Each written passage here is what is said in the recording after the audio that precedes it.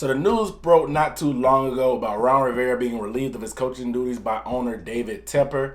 It came as a shocker because there's still 4 games left in the season. And if you've been subscribed to me, you know that I dropped a video just 8 hours before the news came out saying that Ron Rivera was probably going to be fired and his days were numbered. But I didn't know they were going to be that numbered. I thought being the coach that's the most winningest guy in the team's history, that he would at least get a decency of finishing out the year, but that wasn't the case, and it's been crazy, man. But in this video, we're going to talk about everything that goes along with that.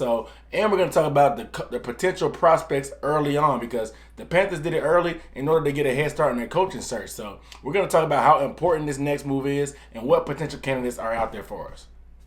We're starting right now. What up, dude? What's up, everybody? It's Aaron Duncan here with the Necessary Bluntness Sports Talk. This is the channel where I might not tell you what you want to hear, but I'm definitely going to tell you what you need to hear. And I give recap and analysis of the Carolina Panthers. So make sure you guys hit the subscribe button, because I'm dropping Panthers videos every day until Christmas, because this is my challenge I'm doing called Vlogmas. And I do Panthers content anyway. So make sure you subscribe and hit the bell icon too. That way you don't miss anything. Like I said, I dropped the video this morning about a couple hours before Ron got fired. So if you hit the bell icon, you would have saw it before the news came out, and you would have saw that I pretty much called it. I feel a little bit of guilty about it, but anyway, it is what it is. Make sure you guys give the video a thumbs up too while you're at it. But hey, real quick down below in the comments, what do you think about Ron Rivera being fired with 4 games left in the season, and who would you like to see be the next head coach of the Carolina Panthers? Let me know down below in the comments. So as you heard, the announcement has been made that Ron Rivera has been fired, and defensive back coach Perry Fewell has been promoted to interim head coach.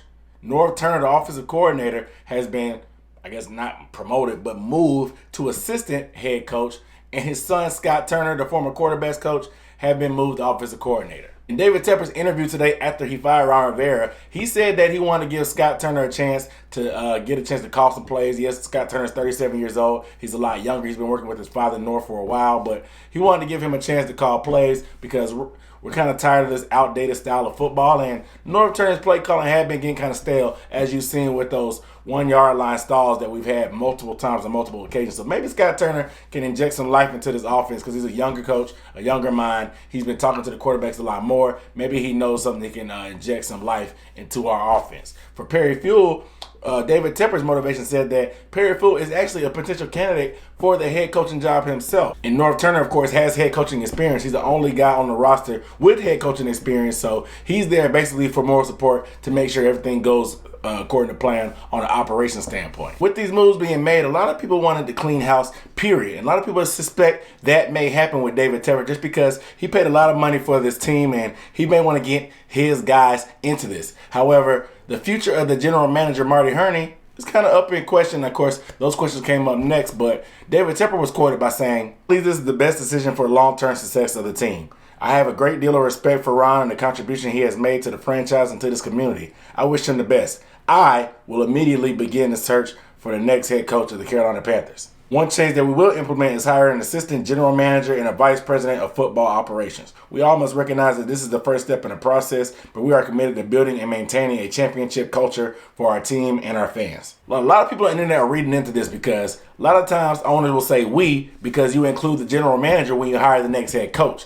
So the fact that he said "I" makes a lot of people raise their eyebrows and make them think that Marty Hurney may be on the way out. But on the contrary, David Tepper came back and said that Marty Hurney has been great at evaluating talent, which I have to agree with. He has been pretty solid on first-round picks, pretty much only having one draft bust when it comes to first-round picks. He drafted guys like Cam Newton, DJ Moore, Thomas Davis, and et cetera, because this guy has been pretty good when it comes to the first round, so you got to give him credit for that. And this past offseason, he pretty much did everything he could to address every known hole that we had. He picked up Trey Boston when we know he needed safety help. He picked up Matt Perez when he know Khalil retired on us. He drafted left tackle and in the draft and re-signed Darrell Williams when we thought we needed to at that time, and tried to fill that hole in the offensive line that we thought we had. Like I said, he got Gerald McCoy after he got cut from a division rival. So he's pretty much did everything he could in his power to make this team successful. They just underachieved, which is the reason why Ron Rivera is no longer with us. So what it sounds like is Marty Hurney may be going up to a little bit higher level of an executive position and having somebody under him with this new position that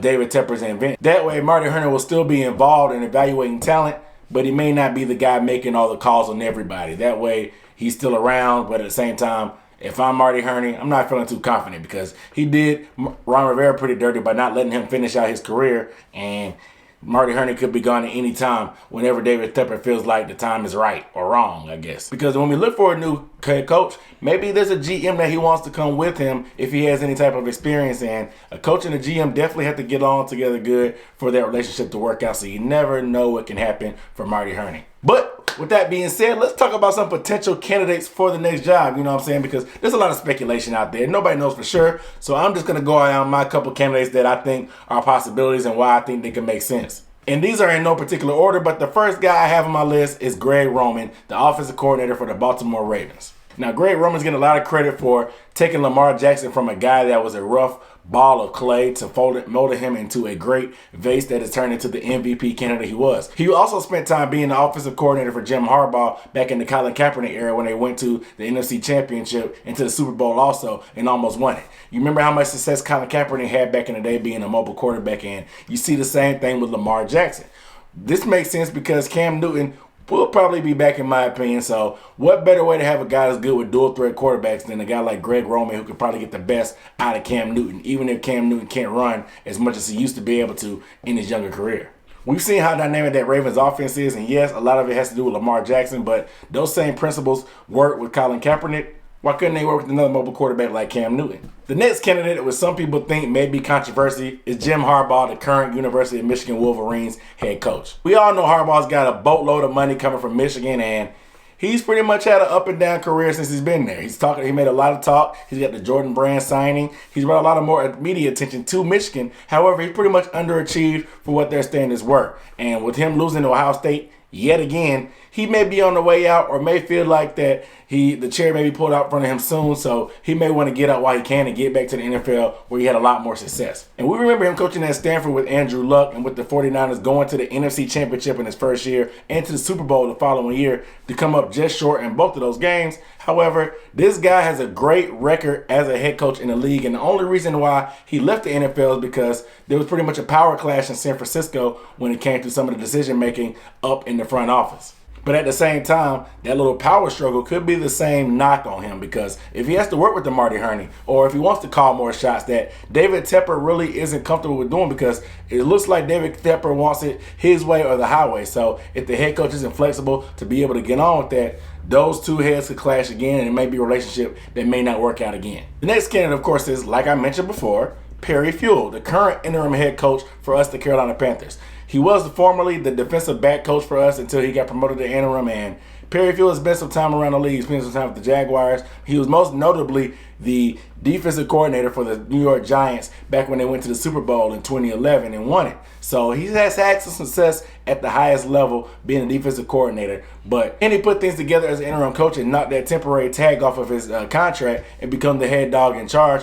Only time will tell. Perry Fewell is very motivational, and a lot of players seem to like him, and he pretty much commands respect from his guys, so that's why he seems like a strong candidate. And like I said, David Tepper's giving him an opportunity. He will have the first shot at trying to become the head coach, so it's almost like he's got a leg up in the competition, but we'll see what happens there. To be honest, David Tepper could already know what he wants, but being a guy that's come from the Pittsburgh Steelers, he knows what the Rooney Rule is, and he knows he has to interview a black coach anyway. So why not go ahead and check that box with Perry Fewell? I hope that's not the case, that Perry Fewell is just a token for him to check that box and say that, hey, we interviewed a black or minority head coach, but who knows? One thing of note that a lot of people don't remember is that when they were looking for a head coach back in 2011, Perry Fewell was the first runner-up to Ron Rivera when he got that job. So that's one little nugget to keep in mind. Another name that's been swirling around the NFL rumor mill is Mike McCarthy, the former head coach of the Green Bay Packers. Now, Mike McCarthy has taken a year off from coaching football because he didn't really like any of the open gigs that were there last year. And we all know what happened with him. He was a former Super Bowl winning quarterback with Aaron Rodgers, and he kind of handled that Brett Favre Aaron Rodgers situation pretty beautifully and helped develop Aaron Rodgers into the guy that he is now. The knock on Mike McCarthy was that he wanted his own personnel guy also in there, and ownership thought that that wasn't a good idea because things had gotten kind of stale. Not to mention, Aaron Rodgers had been throwing shade in the media about how the play calling had been getting boring and plain and vanilla, and people were figuring them out. So that pretty much was the writing on the wall for Mike McCarthy there. Granted, he is an offensive-minded coach, which I think is the best policy for the Panthers going forward, but do we want to retread an old tire like that, or do you want to make a big splash? I'm not exactly sure, but being that Mike McCarthy has a lot of experience, his name is probably going to come up, and I'm sure he'll get an interview. And the last but not least, the candidate that's probably the half-court shot of what we may try to get is Lincoln Riley, head coach of the Oklahoma Sooners. Now, we all know Lincoln Riley's resume. This guy's rose to fame pretty fast, and he's put out 2 back-to-back Heisman-winning #1 overall pick quarterbacks in Baker Mayfield and Kyler Murray. And the third time putting Jalen Hurts as an explosive talent and a potential Heisman candidate too just boosts his resume even more. Lincoln Riley has taken his team to the college football playoff the past 2 years, and his offense has really put up numbers, and he's been a pretty innovative offensive mind that a lot of NFL coaches are actually going to him asking for concepts. And we're seeing a lot of these spread quarterbacks and spread offenses in the NFL. It only makes sense for a guy that's been pioneering a lot of this plays and stuff to come to the NFL and do that. The crazy part is that Oklahoma has been giving him raise on top of raise on top of raise every year because they know that the vultures come flocking with the more success that Lincoln Riley has. They want to create that buyout that's so huge that no team will want to come and get him because you have to pay for his whole contract before you can even sign him to another contract to be on your team. The thing about that is that scares off colleges, but David Tepper is the richest owner in the NFL. That way, he could pay any amount of money that he wants to. He's a billionaire multiple times over, so money really isn't a thing if he finds the guy that he really wants. And does Lincoln Riley sell out for more money and finally come to the NFL where he's probably destined to come anyway? Does Lincoln Riley like the situation enough with the team pretty much being in a mess from the quarterback scenario? I don't know, but it seems like it could make sense if that price is right because David Tepper definitely has the budget and the bankroll. Some people think that David Tepper already has his candidate, but I don't think that's true. I'm going to take David Tepper at his word and that he's not lying to us because he said that the reason why he fired Ron Rivera early was to get a head start and a competitive advantage on this coaching search. Why I think it may be a college coach like Jim Harbaugh or Lincoln Riley is because that with bowl season coming up, this is usually the time where most coaches do their interviews and leave their respective colleges and come to the NFL or go to a bigger school. They usually don't coach their team for the bowl game because they've already interviewed for those 3 weeks leading up to the bowl. So this is the perfect time for them because the Panthers really can't talk to any other potential candidates besides Mike McCarthy because he doesn't have a job at all. So it'll be interesting to see that. So my thought process is it's going to be probably somebody from college, whether he goes with the big splash and the young guy that doesn't have NFL experience, or he goes with a Jim Harbaugh who has NFL experience and who has had success.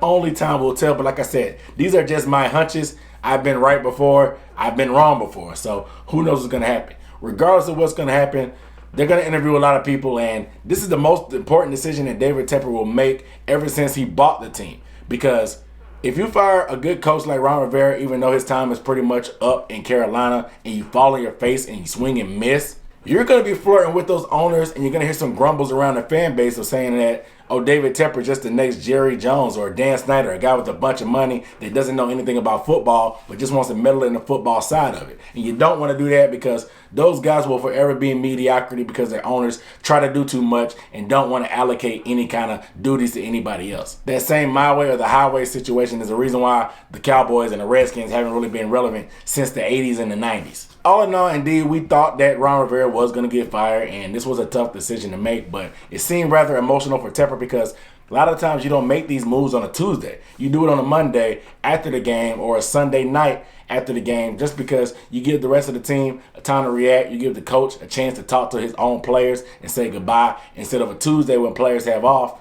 Ron Rivera wasn't even get to see the players. I'm not sure when he's going to get to say goodbye to everybody. That's why it seems like a kind of an emotional decision to me from David Tepper. I hope he doesn't keep pulling from the hip and being emotional with a lot of these decisions because that's going to keep us spiraling into the abyss of darkness because we're a young franchise and we've seen the highs and we've seen the lows, and I definitely don't want to go back to those lows. So regardless, I'll be along for the ride. We got to keep pounding, man. And the bottom line is I do get why he did it. You know what I'm saying? You knew that he was going to get fired anyway. So do you have respect for the guy that's been here for so long and let him finish out the year just for old time's sake? Or do you cut him loose early? That way you don't have to worry about hiring the next guy behind his back, and which is pretty much disrespectful. So I kind of get it, but at the same time, I probably would have let Ron Rivera finish out the year. Nevertheless, it doesn't really matter. But you guys let me know down below in the comments, do you think David Tepper made the wrong decision in letting Ron Rivera go a little too early? Do you think he should let him finish out the year? Let me know down below in the comments, but without further ado, man, I'm Aaron Duncan signing off with the Necessary Blunt and Sports Talk. I'll see you next time.